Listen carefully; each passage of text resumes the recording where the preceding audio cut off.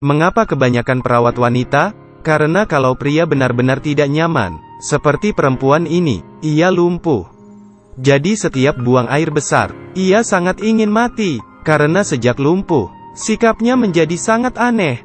Kebanyakan perawat selalu dimarahi hingga melarikan diri. Kelamaan, sangat sedikit orang yang datang untuk melamar. Hingga hari ini, seorang pria datang untuk melamar menjadi perawat. Ia bernama Leo, seorang petinju. Meski di dalam hati si perempuan ada 100 tidak mau, tapi ia tetap memutuskan untuk memberi kesempatan kepada Leo. Di hari pertama kerja, si wanita berkata ia ingin membaca buku, memasang meja untuk meletakkan buku. Ia meletakkan buku yang ingin ia baca, kemudian memberikan tongkat ke mulut si perempuan. Leo sudah boleh pergi. Ia merasa pekerjaannya sangat santai dan mudah. Tapi Lucia berkata kepadanya, di malam hari harus melakukan pemeriksaan. Ini barulah pekerjaan paling susah. Subuh pukul 3, Lucia membangunkan Leo untuk memberinya demonstrasi. Ternyata karena si wanita lumpuh, ia membutuhkan orang untuk membantunya buang air besar dan kecil. Ia mengangkat selimutnya dengan lembut, kemudian mengetuk kantung kemihnya dengan ringan. Ketika sudah tenang, berikan sedikit tekanan lagi. Di saat keduanya ingin pergi, si wanita baru berhenti pura-pura tidur. Bagi dia, ini hal yang biasa, tapi dia malu dengan ajaran yang ia pelajari. Keesokan paginya Leo ketiduran. Si wanita yang tidak bisa apa-apa, marah dan berteriak. Membantu si wanita sarapan, dan setelah mandi, ia menyuruh Leo untuk membuka jendela, kemudian menyapu kamar, lalu melakukan ekspansi pertama, di pagi hari pukul 10. Tapi ia sendiri juga ragu-ragu. Ini pertama kali, menyuruh pria untuk membantunya ekspansi. Tiba di pukul 10, Leo membawa peralatan ke kamar. Si wanita melihatnya kemudian merasa tidak nyaman. Untuk meredakan suasana hati, ia tiba-tiba menyuruh Leo untuk menelepon, lalu menyuruhnya untuk keluar sebentar. Setelah telepon itu sambung ternyata itu adalah nomor kosong. Setelah menenangkan hatinya, ia akhirnya mempersiapkan dirinya. Leo pertama kalinya melakukan ekspansi. Ia lupa dengan rincinya. Si wanita juga hanya bisa malu dan membalikkan kepala, membiarkan Leo melakukan halnya. Pekerjaan seperti ini. Tak lama kemudian Leo mundur. Setelah menunggu Lucia pulang, Leo ingin keluar dari sini. Lucia tidak merasa aneh. Dia juga tidak menghalangi Leo, hanya menceritakan satu kisah.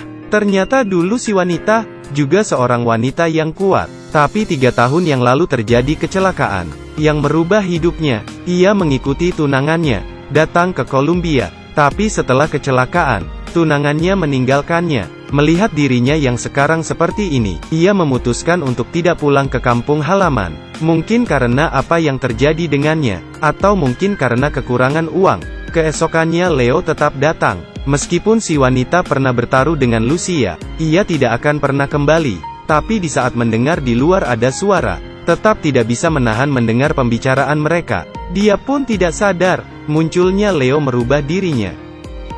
Kenapa banyak orang tidak suka makan ikan? Karena rata-rata orang, duri ikan tersangkut di tenggorokan. Si wanita salah satu dari orang tersebut. Setelah lumpuh, ia merasa takut dengan daging ikan, mengira satu duri ikan bisa membunuhnya. Moi j'ai plus que ça dans la vie, manger. J'ai faim et vous me servez un putain de poisson là. Tapi Leo meyakinkannya, duri ikan telah benar-benar dihilangkan. Ia bujuk dengan segala cara yang mungkin. Si wanita dengan hati-hati memakannya. Dengan cepat wajahnya berubah. Satu gigitan demi satu, tidak bisa berhenti. Leo memerhatikan si wanita, tinggal di kamar sepanjang waktu. Jadi ia memutuskan untuk membawanya keluar dari rumah. Tapi itu ditentang keras oleh si wanita. Banyak orang membawanya pergi, mencederai dirinya di tangga. Namun, Leo mengabaikan keberatan si wanita, langsung menggendongnya ke atas. Melihat pemandangan di luar kamar, si wanita juga berhenti mengomel. Leo menyuruh si wanita untuk menutup mata dan bermain suatu permainan. Ia mengeluarkan sebotol parfum dan menyuruhnya untuk menebak wanginya. Ia pun dengan mudah menjawab 2 pertanyaan. Merasa ada pencapaian kecil, membuatnya tidak merasa tidak berguna. Bukan hanya si wanita yang berubah, karena dia suka membaca buku. Ia menyadari Leo sangat jarang baca, tapi meminta Leo untuk membacakan buku. Kelamaan, Leo juga mulai memahaminya. Kalimat yang tidak jelas, secara bertahap mengubah membaca menjadi kebiasaan. Hingga pagi ini, Leo terlambat lagi karena mabuk. Si wanita langsung memperingatinya. Bila itu terjadi lagi akan langsung memecatnya. Karena hal ini, Leo memutuskan untuk berhenti minum, dan mencari cara lain. Ia kembali ke tempat olahraga. Seorang teman memperkenalkannya pada dua bibit yang bagus. Leo mengenalinya sekilas. Linda adalah bajingan yang mencuri uangnya. Tapi bukan saja dia tidak membalas dendam pribadinya, bahkan berjanji akan memberikan Linda setengah dari hadiah uang. Sejak itu, hidup Leo terbagi dua, menjadi pelatih tinju Linda di malam hari. Di pagi hari menjadi perawat si wanita. Perlahan si wanita tidak membatasi Leo, dan mulai perhatian kepadanya. Dia bisa berpikir apakah Leo sudah memiliki pacar. Bahkan khawatir Lucia memiliki kesan yang baik pada Leo. Di saat Leo tidak ada, ia bisa berpikir apa yang sedang dilakukan Leo. Mungkin dia sendiri tidak sadar, ia sudah memiliki perasaan terhadap Leo. Hingga hari ini, Leo membawa Linda keluar makan. Tapi siapa sangka Linda yang hangat dan lincah, mendapat masalah saat ia menari, langsung memukul penari hingga mimisan. Leo menarik Linda keluar dari hotel, tapi pihak lawan dengan cepat mengejarnya dengan mobil. Untuk melindungi Linda, Leo dipukul hingga luka parah. Karena takut si wanita khawatir, ia menyuruh Linda menyampaikan sesuatu, mengatakan dirinya untuk sementara tidak bisa kerja. Tapi perkataan ini bagi si wanita, menunjukkan kalau ia akan meninggalkannya. Si wanita yang kecewa tidak makan dan minum seharian, hingga yang dulunya suka membaca, satu kalimat pun tak terbaca. Demi melupakan Leo, ia mulai wawancara pekerja baru. Tapi hingga hari ini, Leo yang belum sembuh muncul. Dikatakan bahwa hati seorang wanita, sebagian besar waktu, cukup untuk mengungkapkan kemarahan. Wanita biasanya mengatakan sebaliknya. Misalnya, jelas-jelas ia ingin tinggal, tapi mulutnya tidak bekerja sama. Vous avez 2 jours de retard, je vous avais prévenu, vous êtes viré. Leo menyatakan lagi, ia ingin tetap kerja. Tapi si wanita yang tersakiti tetap menolaknya. Setelah mengusir Leo, ia sangat menyesal. Hari-hari selanjutnya, ia kembali ke seharian yang bosan, hingga ingin mati. Ia mengira selama hidupnya akan seperti ini hingga mati. Hingga pagi ini, ia bangun dan melihat, ternyata Leo baring di sebelahnya. Tapi si wanita sama sekali tidak marah. Dia menatap pria di samping bantal dengan wajah bahagia. Bahkan Lucia ingin membangunkannya, juga langsung dihentikan si wanita. Leo yang sudah bangun, menyadari dirinya di kamar, langsung terkejut. Ia memohon ke wanita untuk membiarkannya kembali. Ia seperti orang yang berbeda sekarang. Ia membiarkan Leo pergi dari sini. Leo hendak pergi. Tiba-tiba kembali lagi. Ia menebak bahwa si wanita sedang mengerjai dia, pria di depannya.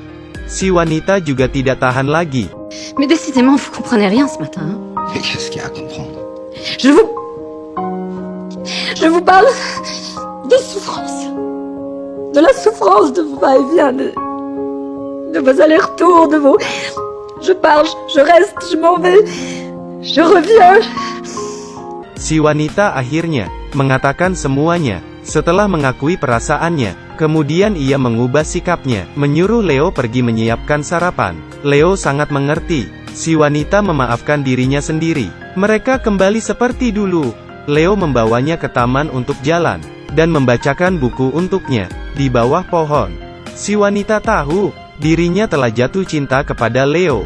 Ia meminta sesuatu ke Leo. Semoga ia tidak akan meninggalkannya sendiri. Leo pun berjanji. Dengan cepat sudah tiba di hari pertandingan Linda. Linda takut si wanita banyak berpikir, meminta Lucia untuk memberinya cuti 2 hari. Tak disangka kali ini, si wanita tidak marah, bahkan membelikan baju untuknya. Perlombaan berjalan dengan lancar. Linda berhasil memenangkan pertandingan, tapi Leo tidak mendapatkan bonus yang pantas dia dapatkan. Ia memberikan semuanya kepada Linda, agar dia bisa berkembang dengan baik. Leo mengganti kemejanya, dan mencari temannya untuk meminjam mobil. Ia membawa si wanita bersamanya ke pantai, menikmati angin laut dan sinar matahari. Dalam tanggung jawab, mereka melewati batas diri. Dari pertama kali yang sangat berbeda, hingga sekarang saling bergantung. Cinta yang dikembangkan.